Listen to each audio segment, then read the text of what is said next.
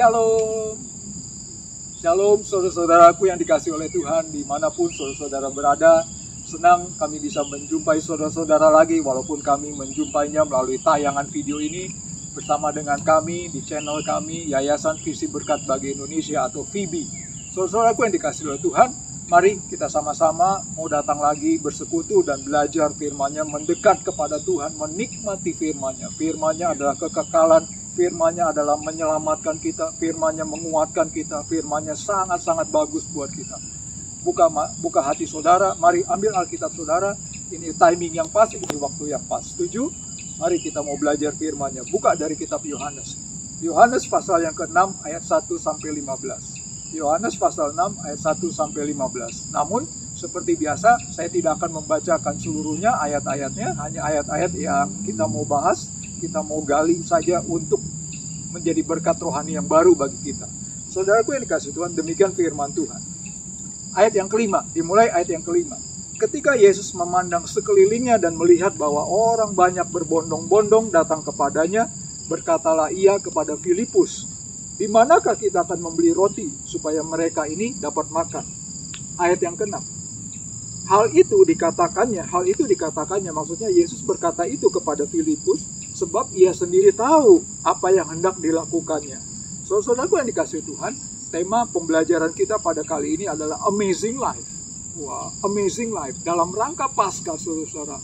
Ya, saya percaya saudara dengan saya kita sudah merayakan Paskah beberapa hari kemarin, saudaraku yang dikasihi Tuhan.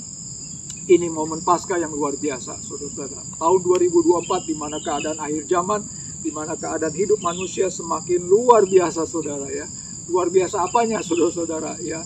Saya coba mengamati dan mencatat beberapa hal di dalam situasi kondisi kehidupan manusia di akhir-akhir sekarang ini, saudara. Yang pertama adalah manusia ingin hidupnya enak terus, enak, nyaman, wah ya, hedon. Itulah gaya manusia zaman sekarang. Bukan hanya saudara dengan saya, di sekitar saudara, bahkan dimanapun, di belahan bumi manapun, memang itu sudah gaya hidup manusia di akhir zaman ini. Yang kedua, manusia cirinya ingin mendapatkan, melakukan sesuatu dengan instan, dengan cepat.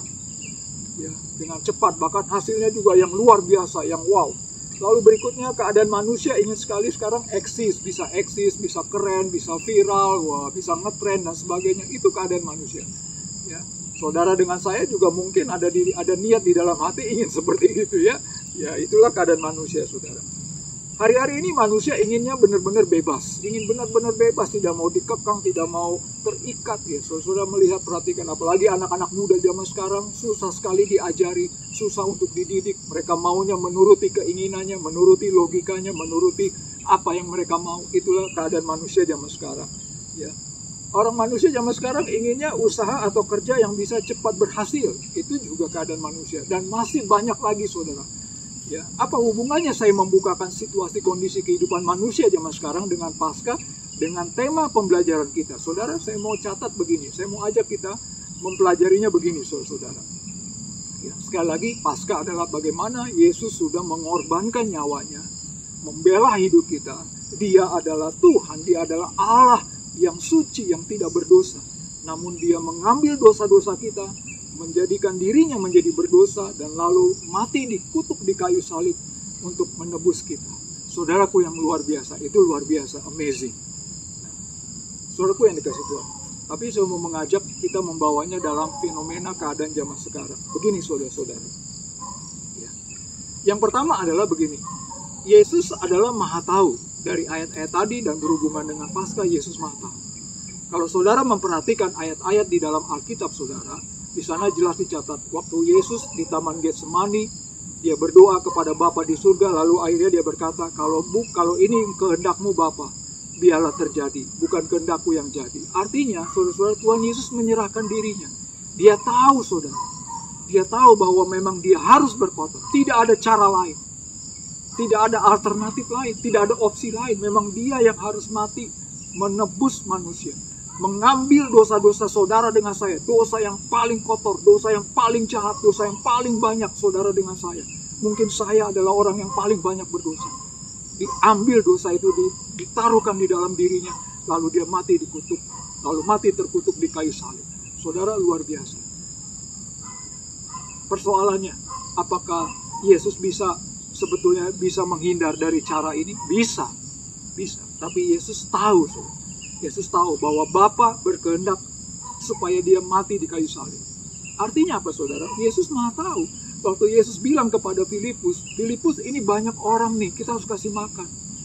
Yesus bilang begitu kepada Filipus, tapi dia sendiri tahu sebetulnya. Dia Maha tahu, saudara, apa yang ingin dia lakukan. Di dalam Lukas pasal 7 ayat 39, ayat 47 sampai 48. Di sana dikatakan, Yesus tahu siapa perempuan yang meminyaki kakinya. Waktu Yesus datang masuk, saudara-saudara, ke satu rumah, dia diundang makan. Lalu tiba-tiba ada seorang perempuan datang, meminyaki kaki Yesus dengan minyak yang mahal. Lalu menyekanya dengan rambutnya. Lalu orang-orang Farisi, orang-orang seisi rumah itu bertanya-tanya dalam hatinya, tahukah Yesus siapa sebetulnya perempuan ini? Lalu Yesus berkata, aku tahu, dia perempuan berdosa. Saudaraku yang dikasih Tuhan, Tuhan Maha tahu. Artinya begini, saudara-saudara, lewat peristiwa Paskah, Yesus tahu, saudara. Yesus tahu segala sesuatu dalam hidup saudara dengan saya. Yesus tahu bagaimana caranya untuk memulihkan keadaan saudara dengan saya. Makanya dia harus rela mati di kayu salib. Tidak ada cara lain, saudara-saudara. Artinya, refleksinya di dalam kehidupan kita. Yesus tahu segala sesuatu tentang hidup kita. Keadaan kondisi kehidupan akhir zaman ini. Kondisi kehidupan yang jahat. Harga-harga yang mahal. Harga minyak, harga beras, harga telur, dan sebagainya.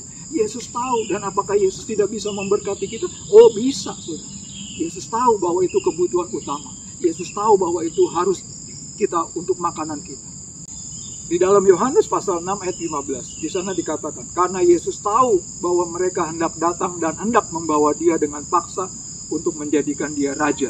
Lalu ia menyingkir pula ke gunung seorang diri. Yesus tahu jalan pikiran orang. Yesus tahu apa yang direncanakan orang. Oh, Yesus Maha tahu, saudara. Dia tahu isi hati saudara dengan saya. Dia tahu kalau kita sedang disakiti, kita sedang mengalami kesusahan. Dia tahu, karena itu kita tidak perlu khawatir. Lewat pengorbanan Yesus di kayu salib membuktikan Yesus Maha tahu. Yesus Maha tahu. Ingat ini, saudara-saudara. Yesus Maha tahu. Kita bangga kita punya Yesus yang Maha tahu. Tuhan Yesus yang Maha tahu segala kebutuhan kita, segala persoalan kita, segala keadaan kita. Tuhan Yesus Maha tahu. Poin yang kedua kita belajar, saudara. Poin yang kedua kita belajar. Di sana dikatakan Yesus bekerja dengan caranya. Dia bertanya kepada Filipus, bagaimana kita harus kasih makan? Padahal dia tahu bagaimana caranya. Dia tahu bagaimana caranya. Dan ada medianya. Biasanya Tuhan Yesus bekerja dengan caranya dan ada medianya. Di ayat yang ke-8, Yohanes pasal 6 ayat ke-8 dan ke-9. Seorang dari murid-muridnya yaitu Andreas, saudara Simon Petrus berkata kepadanya, di sini ada seorang anak yang mempunyai 5 roti jelai dan 2 ikan. Tetapi apakah artinya itu untuk orang sebanyak itu? Ada murid-murid yang lain bernama Andreas lalu berkata kepada Tuhan Yesus, di sini ada seorang anak, dia punya roti dan punya 2 ikan, tapi cukup nggak? Kata Tuhan Yesus, bawa kemari. Lalu Yesus mengucap syukur, dan terjadilah Yesus bisa memberi makan 5.000 orang. Saudaraku yang dikasihi Tuhan. Persoalannya Yesus tahu caranya, dan Yesus bisa bekerja melalui biasanya ada medianya. Ya, saya mencatat ada beberapa orang tokoh-tokoh di Alkitab. Ada beberapa orang tokoh-tokoh di Alkitab seperti contohnya Musa. Ya, waktu Tuhan mengutus Musa memimpin bangsa Israel, dia memakai sarananya tongkat. Tongkat Musa bisa menjadi ular, bisa membelah laut teberau dan sebagainya. Ya, ada lagi Paulus. Paulus dia punya cara Tuhan Yesus bagaimana berkarya lewat hidup Paulus dengan sapu tangan. Ya, sapu tangannya Paulus itu penuh mujizat, saudara. Ya.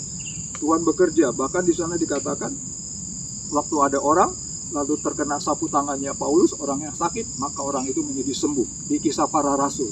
Saudara-saudaraku yang dikasih Tuhan, dan banyak lagi. Ya, kita sama-sama tahu Daud contohnya. Daud mengalahkan Goliat dengan umban, hanya dengan ketapel. Saudara, artinya Tuhan tahu caranya dan Tuhan pakai media yang ada. Artinya begini, saudara, melalui momen Paskah, Tuhan tahu, saudara. Tuhan tahu bagaimana menolong saudara dengan saya dan caranya dan medianya. Seperti yang tadi dari awal saya katakan, caranya apa? Caranya dia harus mati di kayu salib. Dia tahu caranya harus itu.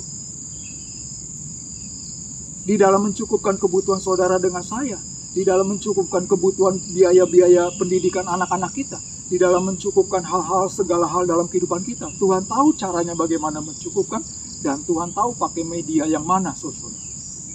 Karena itu kita tidak perlu khawatir, kita tidak perlu takut.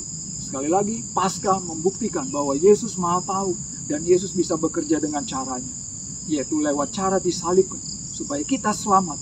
Kita semuanya orang yang berdosa, selamat. Tetapi tidak hanya cukup di pengetahuan, tidak hanya cukup hanya sekedar pembelajaran agama. Kita harus sungguh-sungguh membuka hati, bertobat, dilahirkan kembali, supaya kita sungguh-sungguh mengalami amazing life. Tuhan hari-hari ini mau melakukan amazing life dalam setiap kehidupan saudara dengan saya, setiap orang percaya. Tetapi masalahnya, sudahkah kita sungguh-sungguh membuka hati, mengundang Yesus masuk ke dalam hidup kita? Saudaraku yang dikasihi Tuhan, jangan tolak lagi, jangan tunggu-tunggu, jangan tunda-tunda nanti untuk bertobat. Hari ini, momen ini, kali ini, Paskah ini, saudara, Tuhan akan membuat hidup saudara dengan saya amazing life. Dia Maha tahu. Dia tahu cara memulihkan hidup saudara dengan saya. Dia tahu cara memberkati hidup saudara dengan saya. Dia tahu caranya untuk membawa hidup kita lebih baik lagi. Dan dia tahu caranya. Dia punya media-media yang terbaik untuk kita. Saudaraku yang dikasihi Tuhan, mari buka hati saudara. Kita mau datang kepada Tuhan Yesus mengakhiri pembelajaran firman-Nya kali ini. Saudara, buka hati saudara. Kalau memang saudara sungguh-sungguh belum pernah lahir baru, undang Yesus masuk hari ini. Saudara, saya akan berdoa untuk saudara. Mari kita satukan hati, kita berdoa. Bapa di dalam surga, kami bersyukur Bapa untuk firman-Mu pada kesempatan kali ini. Bapa, kami percaya Tuhan Yesus, Engkaulah Tuhan yang Maha Kuasa. Engkau Tuhan yang Maha Kuasa, yang Maha tahu. Engkau tahu cara membela hidup kami. Engkau tahu cara memulihkan kami. Engkau tahu cara menyelamatkan kami, yakni dengan cara karya-Mu di kayu salib.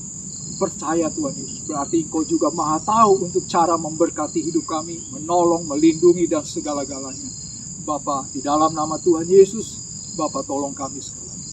Kami hidup dalam hal-hal rohani, sungguh-sungguh fokus kepada perkara-perkara rohani. Tidak hanya sekedar kebutuhan jasmani dan kedagingan-kedagingan kami. Kami mau bertobat Tuhan Yesus, Engkau Tuhan yang Maha tahu. Engkau selalu Maha tahu dan siap membela hidup kami.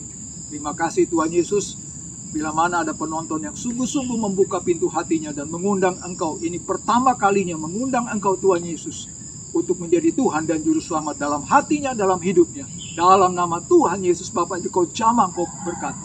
Dalam nama Tuhan, seluruh penonton dimanapun, dalam nama Tuhan Yesus Bapa berkati mereka. Terima kasih Bapa, hanya di dalam nama Tuhan Yesus Bapa kami telah berdoa dan mengucap syukur. Haleluya. Amin. Saudara-saudara yang dikasihi oleh Tuhan, terima kasih sudah menyaksikannya, dan saya mewakili dari pengurus besar Yayasan Visi Berkat bagi Indonesia. Sampai berjumpa di lain waktu, Tuhan Yesus memberkati kita.